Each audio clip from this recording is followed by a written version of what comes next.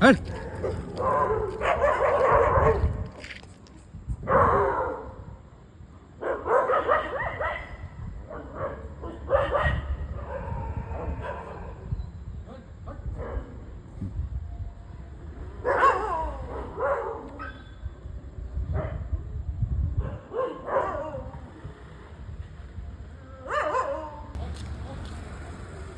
તો કેમ છો મિત્રો?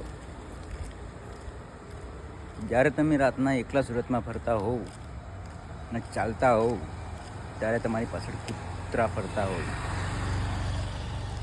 તો ત્યારે તમે શું કરો? અને તમે એકલા હોવ તો આજુબાજુમાં કોઈ જ ના હોય તો તમે શું કરો? એ કોમેન્ટમાં જણાવજો.